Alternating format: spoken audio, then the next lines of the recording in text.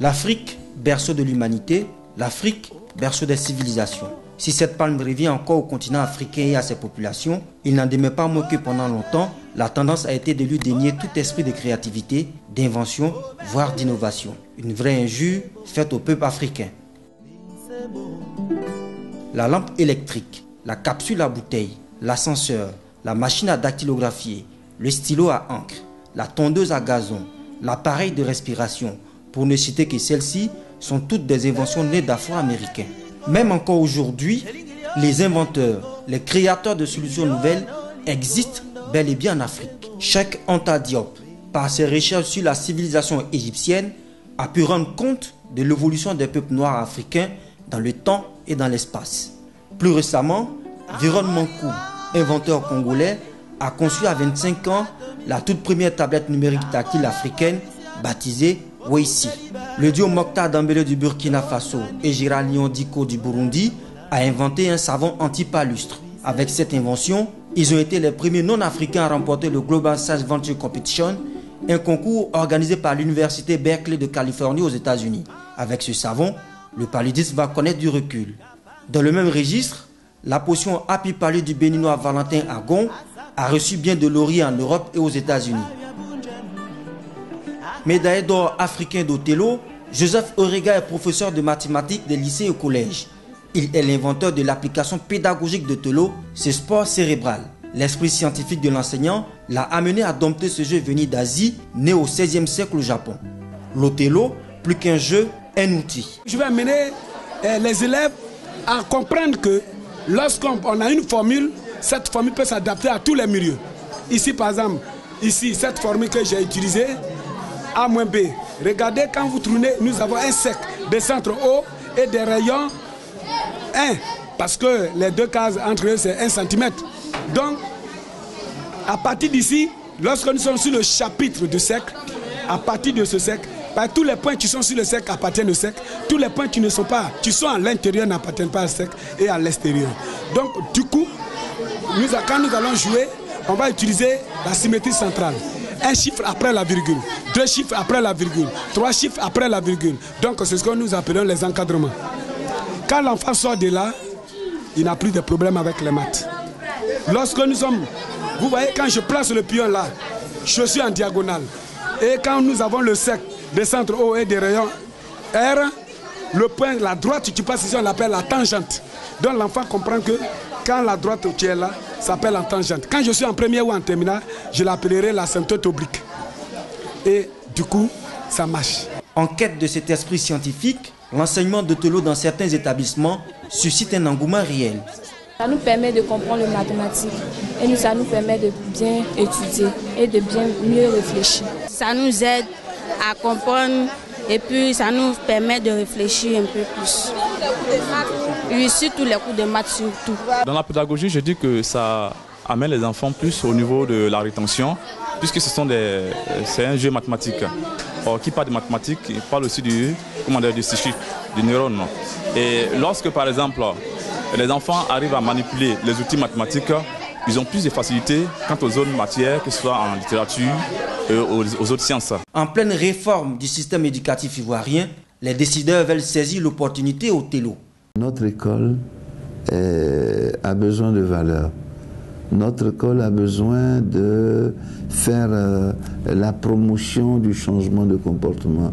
Et toute activité qui peut aujourd'hui nous aider à faire la promotion de valeurs scientifiques, mais en même temps de valeurs morales, nous pensons que ces activités-là peuvent avoir droit de citer. Les plantations, ce sera la meilleure des choses. Ce sera le meilleur message qui va permettre de reconnaître la justesse du choix et de la vision de M. Orega, qui s'est véritablement battu afin que ce jeu puisse être admis en Côte d'Ivoire. Joseph Orega, qui jouit d'une estime et d'une popularité auprès de ses élèves et de ses collègues, attend seulement de faire le tour de l'Afrique avec son invention. Il compte faire la promotion de l'enseignement de l'Othello sur le continent et organiser par la même occasion un championnat africain d'Othello.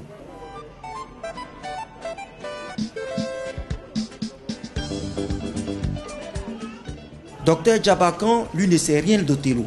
Il ne sait ni lire ni écrire. Sa profession de naturothérapeute lui vaut son titre de docteur. Un tradit praticien de la médecine, pas comme les autres. Son génie créateur lui permet de concevoir des inventions à l'aide de matériaux de récupération. Djabakan produit de l'énergie électrique pour sa consommation domestique.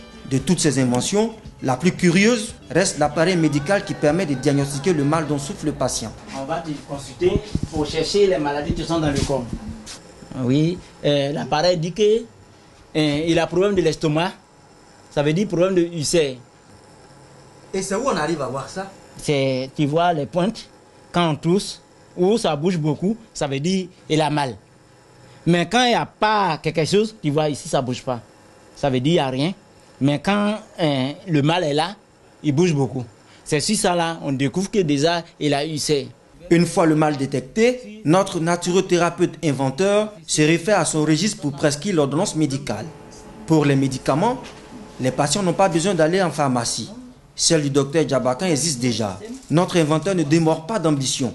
Il projette construire une moto électrique. Mythe ou réalité? Celui qui se réclame professeur a du mal à faire accepter ses inventions par la communauté scientifique. Il n'est d'ailleurs pas enregistré auprès des services de la propriété intellectuelle. Là réside toute la problématique. Ne se proclame pas inventeur qui veut. Selon la réglementation, on attribuera le titre d'inventeur à celui ou celle qui détient un brevet d'invention. L'inventeur qui pense avoir trouvé, avoir mis au point un produit ou un procédé, s'adresse à l'office avec son procédé, avec la description de son procédé ou bien de son invention. Et à partir de cette description, le personnel de l'office l'accompagne dans la rédaction de sa demande de brevet. Et donc, pour ce faire, il va remplir un certain nombre de formulaires. Il va payer une taxe de dépôt et de publication. Mais il faut dire que ce domaine étant un peu complexe, l'inventeur qui ne sait pas rédiger une demande d'invention est accompagné gracieusement par les agents de l'office. Le tarif normal de ces taxes, c'est à peu près 590 000 francs. Mais il faut souligner que l'inventeur qui est économiquement faible reçoit une subvention de l'État. Et donc à ce tarif de 590 000 francs, en réalité, l'inventeur paye 22 500 francs. Contrairement à ce que pensent certains inventeurs, les frais d'enregistrement ne sont pas élevés. L'instrument juridique dans un cadre harmonisé pour la protection des inventeurs existe. Mais la difficulté pour les inventeurs africains pourrait résider dans le manque de valorisation ou d'appropriation des inventions par les États. Pour la protection des inventeurs, un certain nombre de textes juridiques ont été prévus par les législateurs.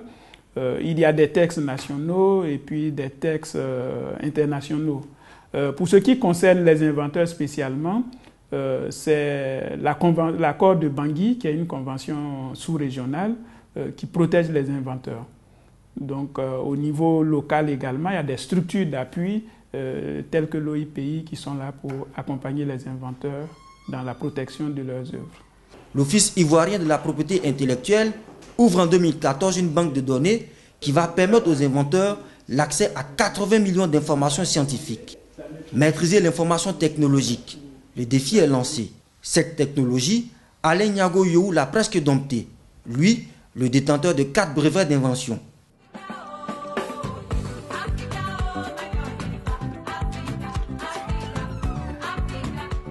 Cet inventeur de solutions antiseptiques réalisées à partir des plantes naturelles est titulaire d'un doctorat en biochimie. Il préside la Fédération ivoirienne des inventeurs. Sa passion pour la recherche et la confiance inspirée par ses produits lui ont permis de glaner des lauriers. Loin des regards indiscrets, Dr Yohou a ouvert un laboratoire pharmaceutique moderne. Il fabrique, emballe et étiquette en semi-automatique. Ce sont les cuves que nous servons de préparation. Ici, dans la grande cuve, nous fabriquons le produit dermato-gynéco. Et dans cette petite cuve-là, nous fabriquons les gels bucco-dentaires qui nous servent au brossage des dents, au rinçage encore de la bouche. Et c'est un produit qui lutte efficacement contre les aftes, les gingivites, etc.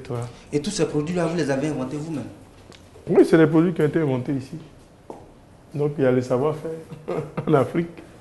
L'inventeur venu de l'Institut Polytechnique de Yamoussoukro voient grand et pensent pouvoir apporter des solutions à certaines pathologies jugées difficiles à guérir. Vous intervenez sur les plaies diabétiques. Oui. Comment ça se fait? On prend simplement notre antiseptique, vous ajoutez et puis vous bandez. Et vous verrez si la plaie diabétique va guérir ou pas. Moi, je lance le défi. Beaucoup de malades ont été amputés. Je dis, il faut qu'on essaie. Tout ce que nous allons dire ici, ça ne peut pas agir parce que ce n'est que de la théorie. On vient avec un malade qui a une plaie de diabétique et puis il fait son pansement. Chaque 3 jours, on va vérifier avec un infirmier que je ne connais pas qui fera le travail. Il ne prendra que notre produit, rien d'autre, à base de plantes africaines. Et je précise, ça pousse vraiment en Afrique, ces plantes-là. Et c'est très efficace. Dr Yohou veut se tailler une part de marché dans les 9 milliards de francs CFA engendrés par le secteur de l'antiseptique en Côte d'Ivoire. En Afrique, 24% des inventions enregistrées concernent le secteur mécanique, 11% pour l'agroalimentaire, 16% dans le secteur médical.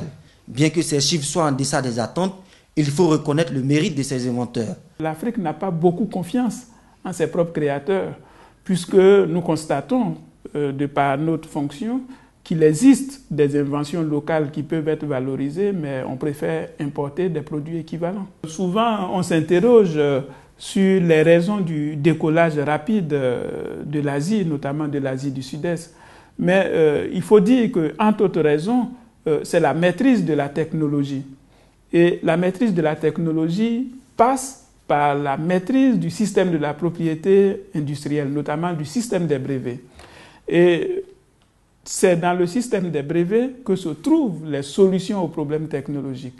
Et je pense que c'est une des pistes que l'Asie a adoptées en cherchant à maîtriser l'information technologique à travers les brevets. Et deuxièmement, en créant une capacité de reproduction des produits qui sont déjà dans le domaine public. Le progrès social naît de la créativité. L'invention, la clé de la renaissance africaine.